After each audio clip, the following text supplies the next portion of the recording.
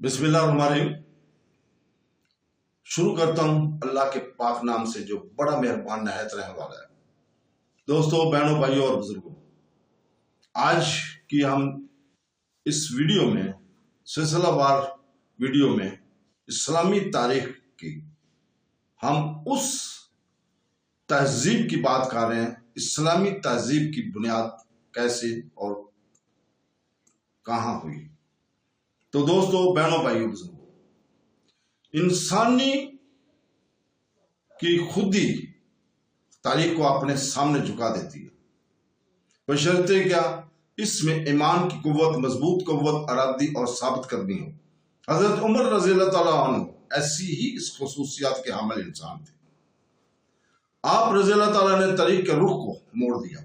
आपने पीछे एक ऐसी आला मिसाल छोड़ी जो आने वाली नस्लों के लिए आला मेयार बने, जिसकी तकलीद इंसानियत के लिए बैसे फख्र बने। वो अजीम तरीन फातिन में से थे, दानिश्वर, मुंतजम थे, एक ऐसे मेमार जिनके कारनामे हमेशा के लिए यादगार बने।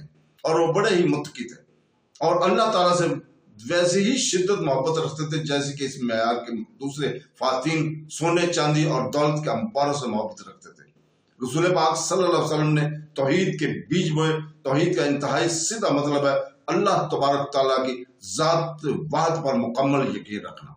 तारीखी नजरिया से अगर देखा जाए तो ये बात वाज़ा हो जाती है कि तौहीद का तसव्वुर ऐसी तहजीबों को जन्म देता है जिन पर अल्लाह ताला का खौफ गालिब रहता है, जहां इंसान का एक अमल सिर्फ और सिर्फ अल्लाह ताला की खुशनुदी हासिल करने के लिए होता है। हजरत अबू बकर सिद्दीक रज़ियल्लाहु ताला ने तरीक के एक नाज मोड़ पर अपनी ईमानी फरासत के जरिए ये एहतियाती बरती कि हजूर पाक सल्लल्लाहु अलैहि वसल्लम के साल मुबारक के बाद तौहीद का वो बीज तबाह और बर्बाद न होने पाए जिसकी तहम पर रेजी की हजूर पाक सल्लल्लाहु अलैहि वसल्लम ने की थी।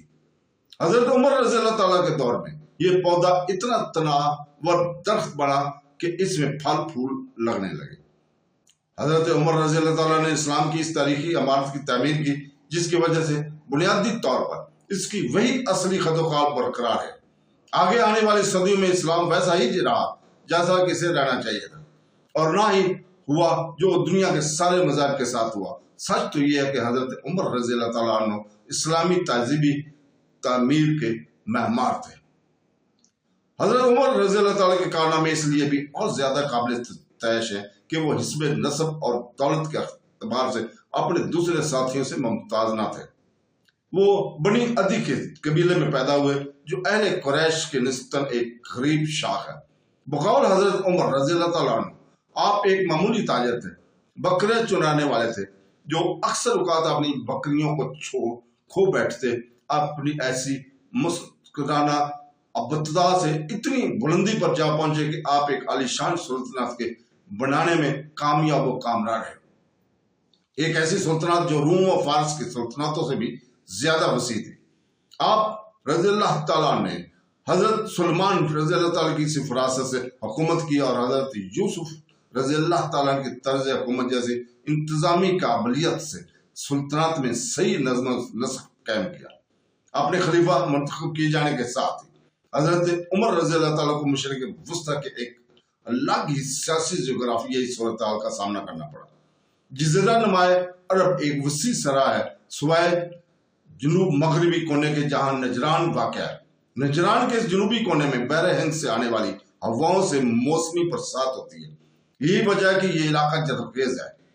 शुमाल में इसकी हदूद दरियाए उर्दन पर खत्म होती हैं जो इसे फलस्तीनी पहाड़ों और लबनान से जुदा करती हैं। मशरक में ये दरियाए फरात तक वसी है। दरियाए फरात दज्ला का दरमियानी इलाका जजीरा कहलाता है।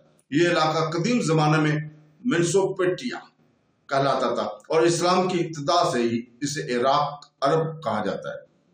दोनों दरियाओं के पानी से यहाँ आप बरसानी होती है। इसी वजह से ये इलाका तहजीबों का गवारा बन गया।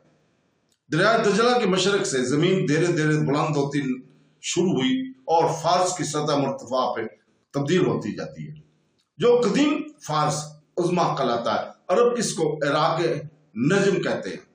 इसमें फारसी बोलने वाला वो सारा इलाका आ जाता है जो कि खुजस्तान, हमदान, फारस, पर्सपोल्स, اصفہان، آذربائیجان اور خراسان، مکران اور بلوچستان پر مشتمل ہے۔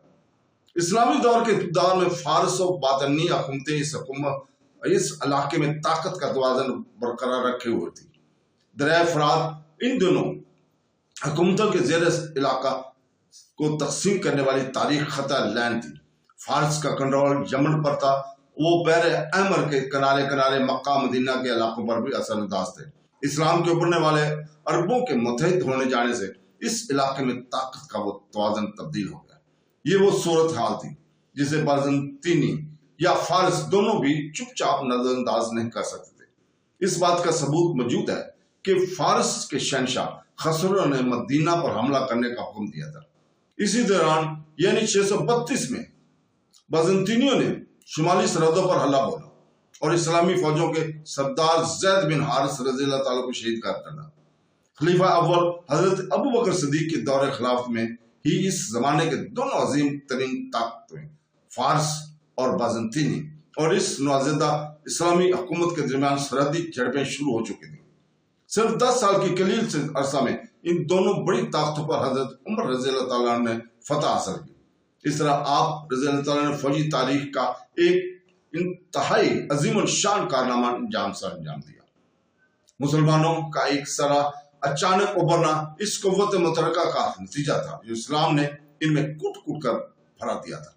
وہ ان کی زندگی کا واحد مقصد اور ایک بھی مشن بن گیا۔ یہ عمران فروز کا ایک ہی جذبہ ہے۔ ایمان یہ تعلیم دیتا ہے کہ انسان آزاد پیدا ہوا اور وہ صرف اس ایک قادر مطلق ہستی کا زیر بار احسان ہے۔ اسلامی تہذیب اللہ تعالیٰ کو ہی مرکز مانتی ہے اور اس کا مقصد زمین پر احکامات علیہ کو نافذ کرنا ہے۔ اس نقطہ نظر سے ہر اس سیاسی اور سماجی نظام کو چیلنج کرنا ضروری ہے جو کئی جابر بادشاہ کی خوشامد پسندی کا نتیجہ ہوتا ہے یا کسی ظالم ڈکٹیٹر کے زیر سایہ آ جاتا ہے۔ حضرت عمر رضی اللہ تعالیٰ عنہ جب خلیفہ بنے تو ملک شام میں فوجی کارروائیاں جاری تھی۔ جنگ یرموک سن 636 نے بازنطینیوں کی دفاعی قوت دوڑتی تھی، لیکن ابھی تک فلسطین پر قبضہ نہیں ہوا تھا۔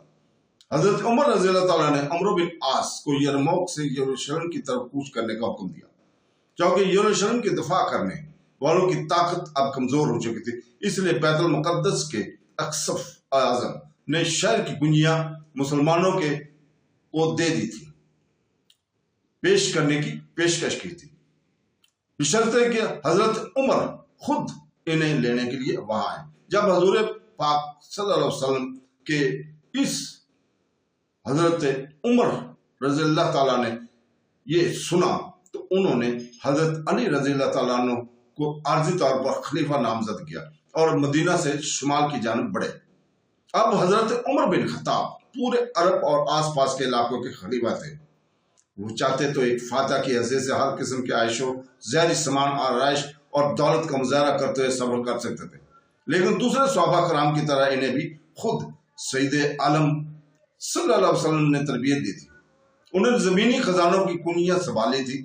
ایک آسمانی امانت کی طرح اللہ کی ایک اطاعت گزار بندہ کی طرح حضرت عمر رضی اللہ تعالیٰ نے شمال کا سفر صرف ایک اونٹ پر کیا۔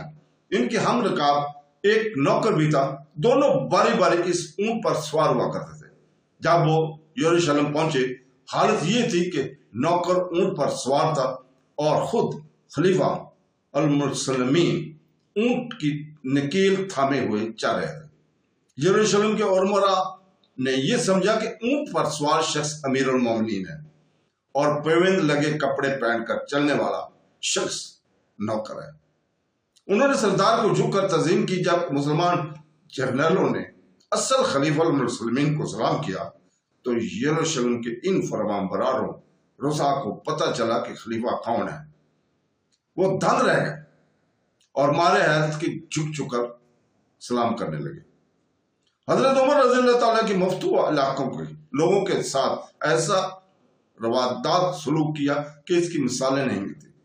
یروشلم کی فتح کے بعد عیسائیوں کے ساتھ معاہدہ کی جو دستاویزات لکھی گئی وہ اس کی ایک مثال ہے اور ذیل میں ہم بیان کر رہے ہیں۔ تو دوستو، علیہ کہ عوام کو مکمل حفاظت کی یقین دہانی اللہ کے ایک بندہ مسلمانوں کے امیر عمر بن خطاب کی جانب سے دی گئی۔ یہ ایمان ان کے جان و مال، کلیسا و صلیب، صحت مند و بیمار اور ان کے تمام ہم مذہب ساتھیوں کے لیے ہے۔ کلیساؤں کو رہائشوں کے مکانات کی حیثیت سے استعمال نہیں کیا جائے گا، انہیں تباہ نہیں کیا جائے گا، کلیسیوں کو یا ان کے حصار بندی کو کوئی نقصان نہیں پہنچایا جائے گا، ان کے صلیبیوں اور دولت کو بھی نقصان نہیں پہنچایا جائے گا، تبدیلی مذہب کے لیے کوئی جبر نہیں کیا جائے گا، اس سلسلے میں کوئی تکلیف نہیں دی جائے گی۔ یہ دستاویزات اپنی مثال آپ ہیں۔ اسلامی فوجیں عبادت کی آزادی کے لیے لڑ رہی تھی، تبدیلی مذہب کے لیے نہیں۔ انسانیت کو استحصال اور حق تلفی سے نجات دلانا ان کا مقصد حیات تھا۔ مفتوحہ لوگوں کو ذیل قرار دیا جاتا تھا۔ یہ لفظ ذمہ سے بنا ہے جس کا مطلب ہے ایمان اور ذمہ داری، اور ایک ایسی امانت تھی جس میں خیانت نہیں ہونی چاہیے تھی، جیسا کہ تاریخ میں وقتاً فوقتاً ہوتا رہا۔ حضرت عمر رضی اللہ تعالیٰ نے یروشلم میں چند دن گزارے، شام میں فوجوں کے مورچوں کا میڑا کیا، پھر مدینہ منورہ لوٹ آئے۔ بازنطینیوں نے پھر سے مجتمع ہو کر صف اراح ہونے کی کوشش کی اور شام کو آزاد کرانے کے لیے اسے ایک اڈے کا طور پر استعمال کرنا چاہا۔ سن 641 میں حضرت عمر بن عاص کی قیادت میں اسلامی فوج نے اسکندریہ پر حملہ کیا۔ وہاں کے قبطی باشندے بازنطینی اور مسلمانوں کے درمیان اس جنگ میں غیر جانب رہے۔ اسکندریہ فتح ہوا، مسلمان فوجیں فتح کے جھنڈے گاڑتی ہوئی لیبیا کی ترپوتلی شہر تک جا پہنچی۔ اس دوران فارس سے لگی مشرقی سرحدیں متحرک ہوئی۔ ایرانیوں نے دریائے فرات کے کنارے واقع اپنی سرحدوں پر شکست کو قبول کرنا گوارا نہ کیا۔ وہ اپنی مغربی سرحدوں پر مشہور خراسانی جنرل رستم کی سپہ سالاری میں پھر سے صف اراح ہوئے۔ مزید امداد کے لیے 2 مشہور اور قابل افسران نرسی اور جبان کو بھیجا۔ عراق کے محاذ سے حضرت خالد بن ولید کو شامی محاذ بھیجا گیا، جس کی وجہ سے وہاں کے اسلامی مورچے کمزور ہو چکے تھے۔ اس نے مسلح مزید فوج طلب کرنے کے لیے مدینہ پہنچے۔ امیر المومنین حضرت عمر بن خطاب رضی اللہ تعالیٰ نے انہیں نئی فوج تیار کرنے کی اجازت دی۔ یہ فوج پہلی بار ان عرب قبائل سے تیار ہوئی جو اس سے پہلے مرتد ہو گئے تھے۔ ابو عبید کو اس نئی فوج کا سردار منتخب کیا گیا۔ ایران اور اسلامی فوجوں کے درمیان جھڑپیں شروع ہوئیں۔ ابو عبید نے جبان کی سرگردی میں آنے والی ایرانی فوج کا مقابلہ کیا۔ نمارک کی جنگ میں ابو عبیدہ نے جبان کی ایرانی فوج کو شکست دی، پھر آگے بڑھ کر مقاتلہ کی جنگ میں نرسی کی سرگردی میں مقابلہ کرنے والی افواج پر فتح پائی۔ ان شکستوں کو پرواہ کے بغیر ایران کی سپہ سالار اعلیٰ رستم نے مروان شاہ کی سرگردی میں نئی فوج تیار کی اور 100 جنگی ہاتھیوں کے ذریعے اسے اور مضبوط بنایا۔ عربوں کو جنگی ہاتھیوں سے سجی فوجوں کے ساتھ مقابلہ کا تجربہ نہ تھا۔ جنگ کے دوران ابو عبیدہ ہاتھی سے کچل کر مارے گئے۔ عرب افواج کو شکست ہوئی، انہیں دریائے فرات کے پیچھے دھکیل دیا گیا۔ یہ بات صاف ہو گئی تھی کہ سرحدی جھڑپوں نے شروع ہونے والی یہ جنگ ایرانی سلطنت اور مسلمانوں کے درمیان طاقت آزمائی کا ایک امتحان بنے گی تھی۔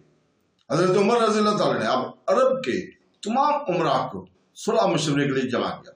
آپ نے ان کے سامنے یہ تجویز پیش کی کہ وہ ذات خود اسلامی افواج کی سلار کے حصے سے ایرانی محاذ پر جائیں گے، لیکن حضرت علی رضی اللہ تعالیٰ عنہ کے مشورے پر خلیفہ نے حضرت سعد بن وقاص کی سرکردگی میں 20,000 کی اسلامی فوج کو ایران کی طرف بھیجنے کا فیصلہ کیا۔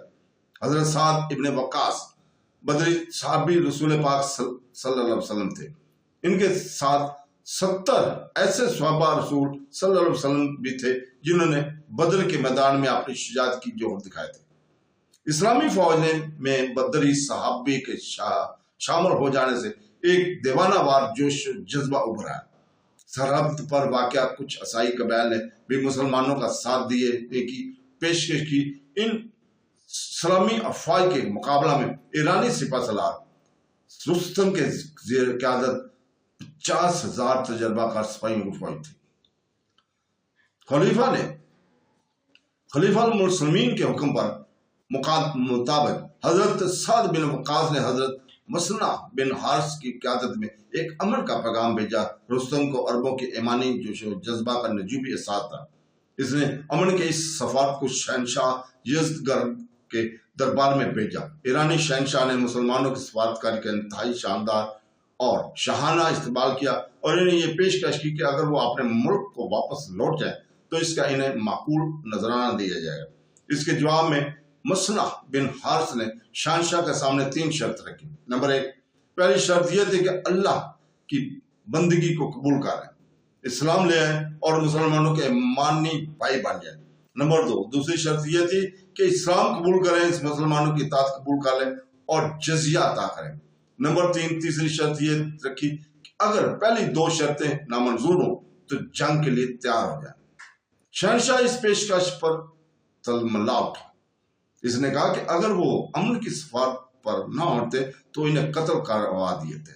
اس نے مٹھی بھر خاک ان کی پہلو میں باندھی اور کہا کہ تمہیں اس خاک اور دھول کے سوا کچھ نہیں ملے گا، اور انہیں واپس بھیج دیا۔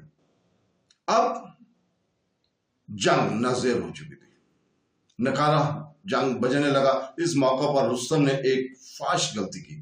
ایرانی افواج پر جنگی زرہ پہنے ہوئی تھی جو کہ سارے جنگوں کے لیے غیر موضوع ہے، جبکہ عربوں نے کوئی زرہ نہیں پہنی ہوئی تھی اور متحرک سرائی جنگوں کے طریقوں سے واقف تھے۔ رستم نے ایک اور غلط فیصلہ کیا۔ اس نے آنے والی جنگ کے لیے قادسیہ کا صحرائی میدان کا انتخاب کیا۔ یہ مقام دریائے فرات سے 40 میل دوری پر واقع ہے۔ صحرائی دھوپ نے وزنی زرہ پہنے ایرانی سپاہیوں کی طاقت توڑ دی۔ ابتدائی حملوں میں ایران کی طرف سے آنے والے جنگی ہاتھیوں کی وجہ سے مسلم سپاہیوں کو کافی مشکلات کا سامنا کرنا پڑا۔ دونوں طرف گھمسان کی جنگ ہوتی رہی اور کوئی فیصلہ نہیں ہو سکا۔ تیسرے دن قسمت عربوں پر مسکرانے لگی۔ عرب سپاہی جنگی ہاتھیوں کو بیکار کرنے کے لیے تاک کر ان کے آنکھوں پر تیر اندازی کرنے لگے۔ زخمی ہاتھی چنگاڑتے ہوئے پلٹے اور خود اپنی فوجوں کو رونتے چلے گئے۔ رستم نے انتہائی بہادری سے مقابلہ کیا، آخرکار میدان جنگ میں مارا گیا۔ جنگ قدسیہ سن 637 تاریخ کا ایک اہم ترین موڑ ہے۔ یہاں سے ایرانی شہنشاہت کا خاتمہ اور اسلامی مملکت کا قیام عمل میں آیا۔ ایران اسلامی دنیا کا ایک حصہ بن گیا اور 1400 سال سے مسلمانوں کے معاملات میں بہت ہی اہم رول ادا کرنا پڑا۔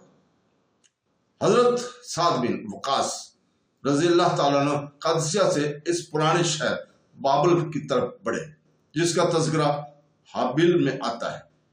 یہاں انہیں معمولی مزاحمت کا سامنا کرنا پڑا۔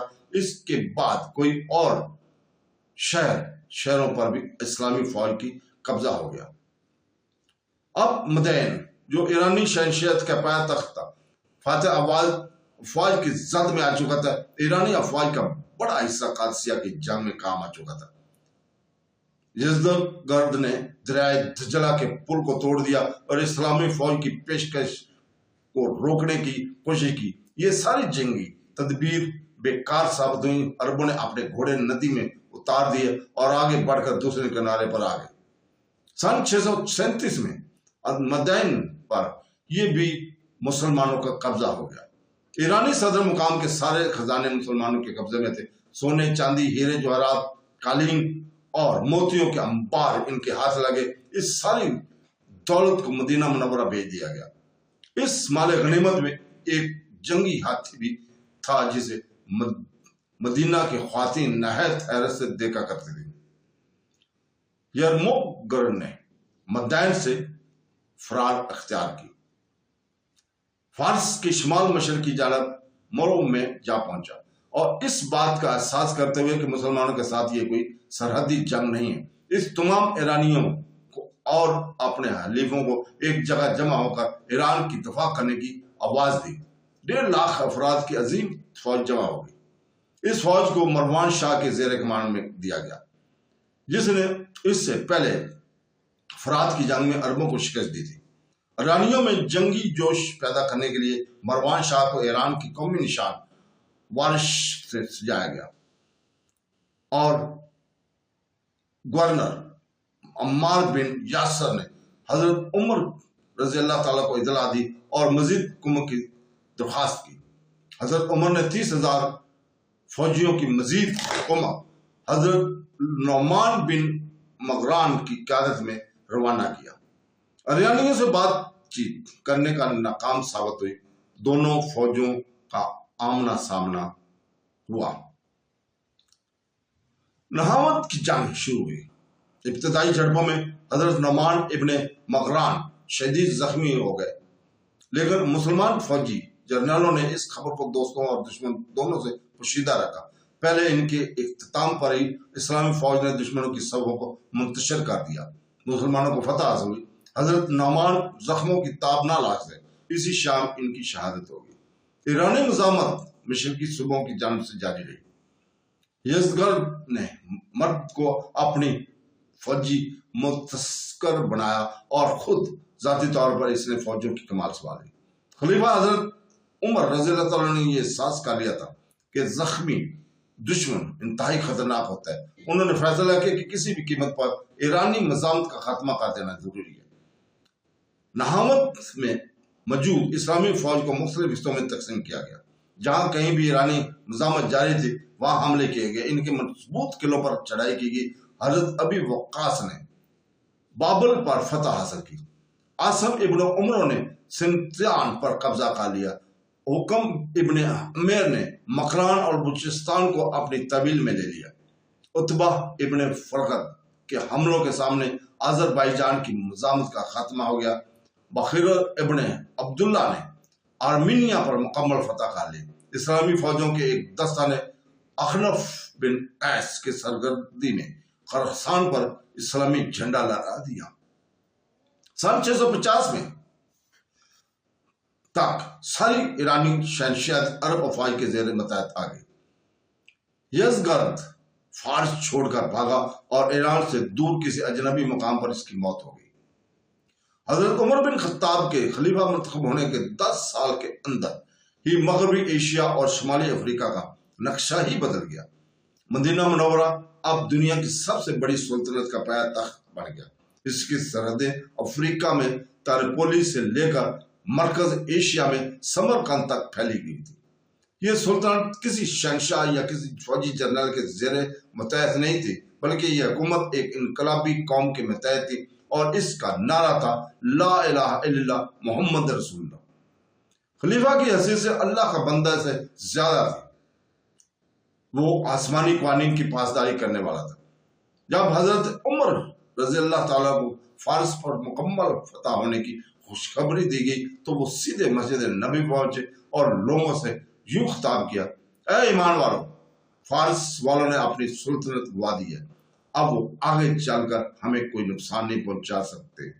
اللہ تعالیٰ نے اب تمہیں اس ملک کا وارث بنایا، ان کی جائیداد اور دولت کا مالک بنایا۔ اس کے ذریعے اللہ تعالیٰ تمہیں آزمانا چاہتا ہے، اس لیے یہ انتہائی ضروری ہے کہ تم ہرگز بدل نہ جانا۔ اگر تم بدل جاؤ گے تو اللہ کسی دوسرے ملک کو تم پر مسلط کر دے گا۔ مجھے اپنی قوم کے لیے اپنے ہی لوگوں کی طرف سے خطرہ محسوس ہو رہا ہے۔ یہ اعلامی الفاظ تھے، جیسا کہ ہم آگے چل کر دیکھتے ہیں اور جس کا تذکرہ دوسرے انشاءاللہ تعالی ویڈیو میں کریں گے۔ ایران کی اس بے انتہا دولت نے مدینہ منورہ کے کچھ لوگوں کے طور طریقے بدل ہی دیے، جس کا نتیجہ خانہ جنگی کے صورت میں زہر ہوا۔ انجام کار مسلمان قوم بکھر گئی اور حضرت عمر رضی اللہ تعالیٰ عنہ نہایت اعلیٰ درجے کے منتظم تھے۔ انہوں نے مجلس شورا قائم کی، جنہوں نے جہاں پر سلطن کا کاروبار کے سلسلے میں آپس میں مشورہ ہوا کرتے تھے۔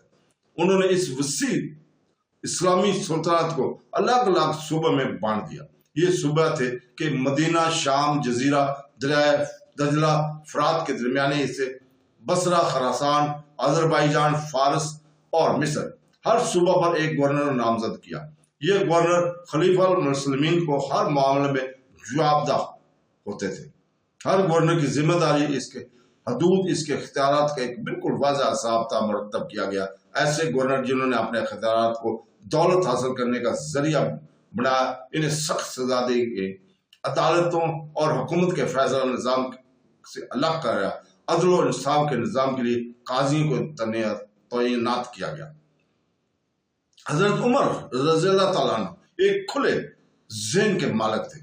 دوسری تہذیبی تمدنوں میں جو اچھی اور قابل قدر خصوصیت ہوا کرتی تھی، انہیں اپنانے کے لیے آگے بڑھتے ہوئے جہاں کہیں بھی ضرورت پڑی، آپ نے ٹیکنالوجی حکومت کے طریقہ مفتوح احکام سے سیکھنے میں گریز نہیں کیا۔ ان دنوں ایران میں ہوائی چکیوں کا استعمال عام تھا۔ حضرت عمر رضی اللہ تعالیٰ نے حکم دیا کہ اس طرح کی ہوائی چکیاں عربستان میں اکثر جگہ لگوائی جائیں۔ حضرت ابو ہریرہ مال غنیمت کی صورت میں بہت بڑی دولت بحرین سے حاصل کر کے مدینہ تشریف لائے۔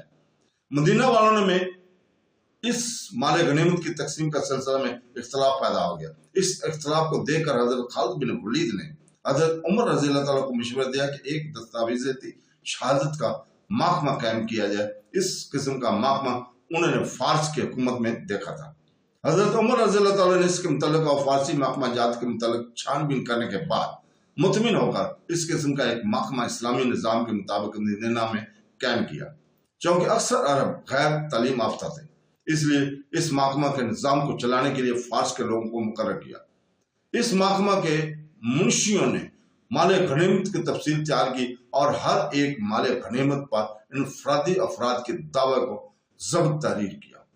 اس طرح سے خلیفہ المسلمین کو جنگ سے حاصل شدہ مال و اسباب کی تقسیم کرنے میں آسانی ہو گئی۔ آگے چل کر اس محکمہ کو اور وسیع کر دیا گیا اور اس ذریعے کو خزانے اور فوج کی بھی مکمل تفصیل اس نظام کے تحت ضبط کرنے لگے۔ تو دوستو، حضرت عمر بن خطاب رضی اللہ تعالیٰ کے اس طرز عمل کی وجہ سے محکمہ جات کی دستاویزات کو ضبط تحریر میں لانا مسلمانوں کا ایک باوقار پیشہ بن گیا۔ آگے چل کر آنے والے تمام خلفاء بادشاہوں سے لے کر عثمانیہ سلطان تک اور اس جدید دور میں بھی یہ روایت مسلمانوں میں زندہ تبندہ ہے۔ خلیفہ المسلمین کے دور خلافت میں ہی اسلامی اصول، قوانین اور اس کے طور طریقوں کو قرآن اور سنت اور اجماع اور قیاس کے مکمل نظام کو قانونی شکل دی گئی۔ فقہ مالکی جو حضرت عمر رضی اللہ تعالیٰ کے 100 سال بعد مارج وجود میں آیا، اس کا سرچشمہ حضرت عمر رضی اللہ تعالیٰ کے وہ فرمان تھے جن پر صحابہ کا اجماع تھا۔ فوج کی تنظیم پیشہ ورانہ انداز سے کی گئی، سپاہیوں کو باقاعدہ تنخواہ دی جاتی تھی۔ مدینہ، کوفہ، بصرہ، موصل، فساد، قیرہ، دمشق، ادیسہ اور اردن میں فوجی چھاؤنیاں قائم کی گئی۔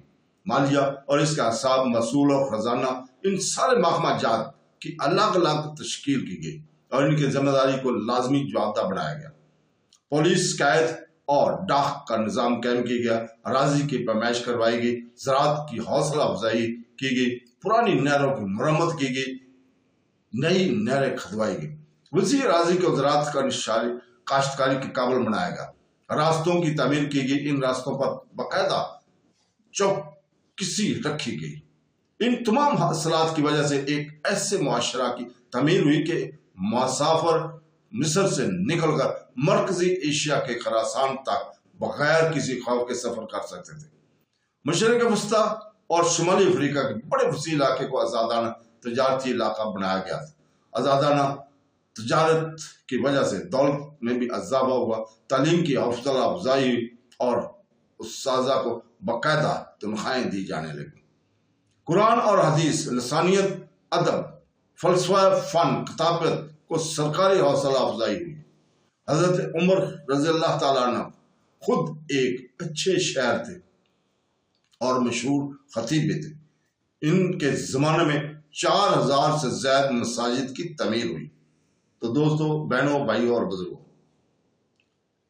آج ہم اجازت چاہتے ہیں اور انشاءاللہ تعالیٰ کل اس کی ہم 6ٹھی قسط جاری کریں گے۔